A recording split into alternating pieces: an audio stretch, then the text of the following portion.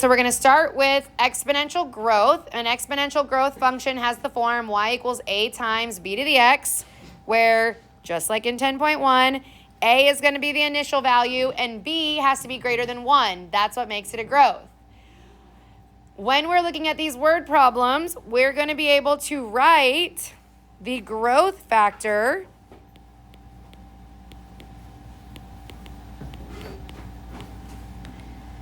which is the b value. So we'll be writing that growth value, or the b value, as the sum of 1 and the rate of growth, which is our r. So what we're going to be adding together, since it says sum, we're going to be doing 1 plus the rate of growth that we're given in this word problem.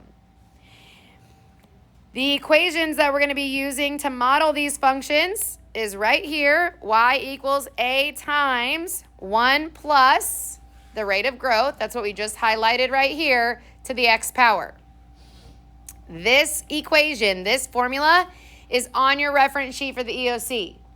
So as long as you can recognize that your word problem is representing an exponential function, then you know to come look at this equation that's already there for you. All you have to do is identify what's the initial amount, what's going to be the A, and then what is the rate of growth, and we're going to convert those into a decimal form. Plug those two things into this equation and simplify, and you'll have written an exponential growth function from a word problem. Okay? So let's look at number 1. The inaugural attendance of an annual music festival is 150,000. The attendance Y increases by 8% each year. So the first thing we're going to do is write a function that represents the attendance after X number of years. So what I need you to recognize is, because this is increasing by a percentage, it's increasing by 8%, that's how we know it's exponential. Okay? So we are going to look at this exponential equation, identify the A, identify the R, and then plug them in. So if A is the initial amount, what's the A in this real-life example of attendance at a music festival? Yeah, this is the A, right? A is that 150,000 people. And then the 8% is going to be that R value in the equation, but it needs to be in decimal form. So 8% as a decimal is 0.08. If you do not know how to turn a decimal into a percent, you can divide by 100. So 8 divided by 100. Or you move the decimal 2 times to the left. So 8% is 0.08. That's the fast way to do it. Okay? So I have my A, I have my R. Let's plug them into this function, which means Y equals 150,000 times 1 plus 0.08 to the x power. Again, I'm just plugging in the initial value, plugging in the rate as a decimal. Voila. I can simplify this now by actually finding this sum, right? I can do 1 plus the 0.08. So this would be y is equal to 150,000 times 1.08 to the x power. So we have now written a function to represent the attendance of this festival after X however many number of years. Now that we've written it in part A, in part B, we're going to use it, because now it says about how many people will attend the festival in its 5th year. Well, X represents years. So now what they're doing is they're giving me a value for X that I can plug into the function and actually evaluate it. I can figure out how many people, Y, will be at the festival after 5 years by plugging in the 5 for the X. So if I write it out, I've got y equals 150,000 times 1.08 to the 5th power, because I want to know how many people will be at this music festival in the 5th year. And then your calculator does the rest of the work. You write that down, you pick up your calculator, and you're using your calculator, make sure you do the exponent part first. So everybody do it with me. We're going to put in 1.08. Then we're going to use our exponent key and put 5 and hit equals. And then without even clearing it, we're going to multiply it by the 150,000. So times 150,000. And we're still going to approximate this to the nearest whole number because we are not going to have point number of people. So we can say that this is going to be approximately 220,399 people. So once you've put the 5 in for the x, then you're just using your calculator, making sure you do the exponent first and then multiplying. And then obviously not, rounding because we're not going to have 0.21 of a person. All right? Very good. I know this next one says you try, but I've just been doing it with all the other classes, so we'll just kind of do this one all together. So you'll have 2 examples that we did at the same time, but it's very similar. A website has 500,000 members in 2020. The number Y of members increases by 15% each year. So the first thing we're going to do, A, is write a function that represents the website membership X years after 2020. So again, recognizing if it's increasing by a percentage, it's exponential. So on the reference sheet, I'm going to find that exponential growth equation, and I'm going to plug in the A and the R that I'm given right up here in this formula. So A is the initial value. Well, obviously it started with the 500,000, so that's going to be my A. And then the R is going to be this percentage, but I need to convert the percentage to a decimal. So 15% as a decimal, I'd move it 2 times to the left, is 0.15. So the A and the R are all you need to use the formula. Once again, which is right up here. So you will plug those in. Y equals 500,000 times 1 plus that R as a decimal, which is the 0.15, to the X power.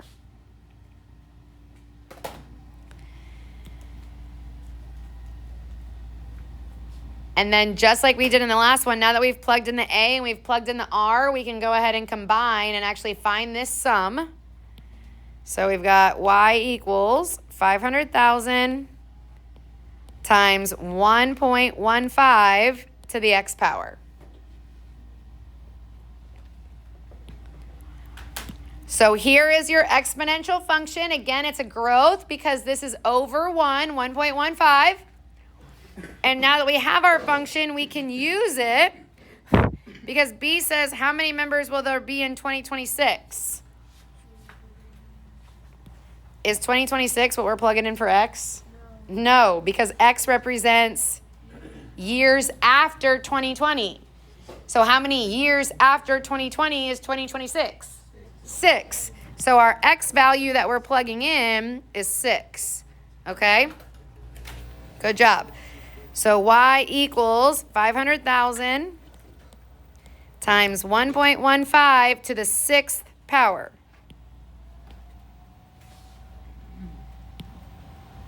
And now that we've written that down, we're picking up our calculator and we're going to estimate how many members that website will have. So again, all together, we're doing 1.15, hitting the exponent key, hit 6, hit equals. Then without clearing it, now do the multiplication. So now do times 500,000.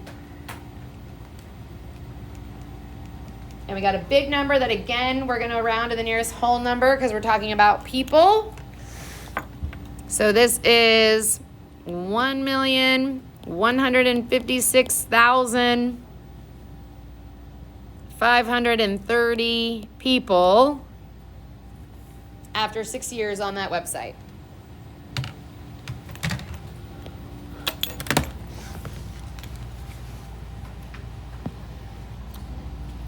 So all you have to know with these real world application problems is plugging in the A, and then I convert that R to a decimal, and then that's it, okay?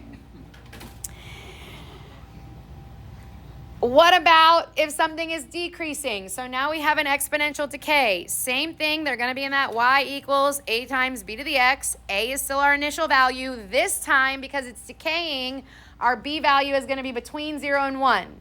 So it's gonna be less than 1, but not less than 0, right? It's gonna be a fraction or a decimal. So we're going to write the decay factor, and the decay factor is just this b value. This time, since it's a decay, we're gonna write it as the difference of 1 and that rate of decay, the rate at which it's decreasing. So this decay formula is also on your reference sheet. The only difference from the growth formula is that instead of adding it, now we are subtracting it. That is it. We're going to subtract the rate from 1 instead of adding it because it's decreasing, not increasing. All right?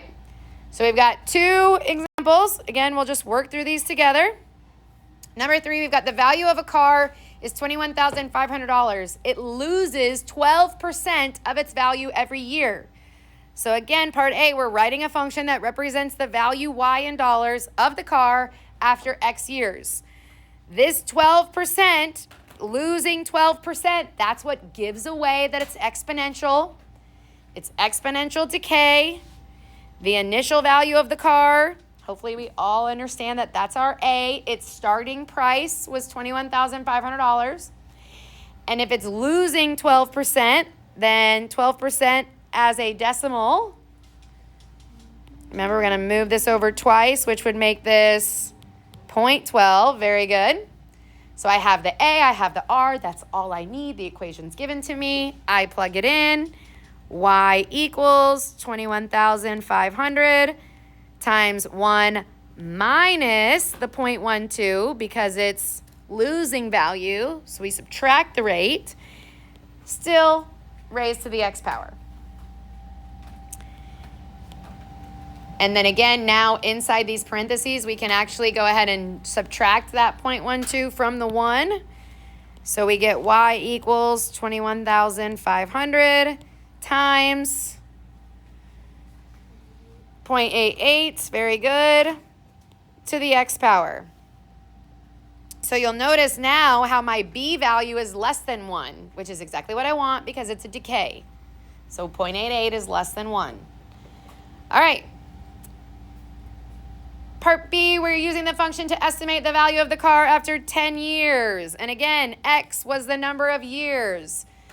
So now that I'm just going to use the function that I wrote. I'm going to plug in that 10 for X. Y equals 21,500 times 0.88 to the 10th power. We're going to let our calculator do the hard work. So you'll do 0.88 to the 10th power. 0.88 exponent key 10th power equals, without clearing it, do times 21,500 equals.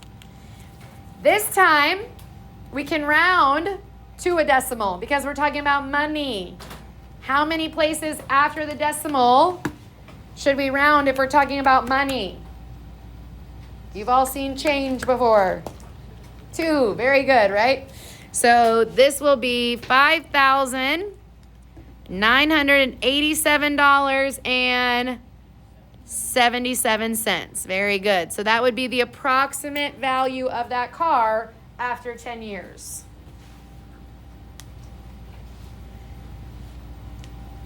So if it doesn't tell you where to round to where it makes sense. If it's people, it needs to be a whole number. If it's money, it's to the hundredths. Okay? It's pretty much all you're going to look at here is people or money. All right, last one. So you have one more decay example. Number 4. The value of a car is $15,000. It loses 10% of its value every year, so very similar to the last one. We are writing a function that represents the value, which is y, of the car after x years. So we know it's exponential decay because it loses 10%, and percentages mean exponential. So the things that I need for that equation or that formula is the a, and I need the r, which 10% as a decimal is 0.1 or 0.10, same thing. So then I just plug those into that decay formula. Y equals 15,000 times 1 minus the 0.10 to the x power. And then you will do this subtraction. So you get y equals 15,000 times 0.9 to the x power. So once again, you have this decay factor that's less than 1, which is good. So you have a times b to the x is your final form. And now that you've written your function, you can use it. Part B, use the function to estimate the value of the car after 8 years. So 8 years, x is the number of years. Now I'm giving you a value to plug in for x. So you would do 15,000 times 0.9 to the 8th power. Now you pick up your calculator and you let your calculator do the work. So you do 0.9, raise it to the 8th power without clearing it, multiply it by 15,000. I just did it too much. 0.9 to the 8th power times 15,000. If you're not practicing with your calculator and you don't know how to use it later, I'm going to struggle to have compassion for you.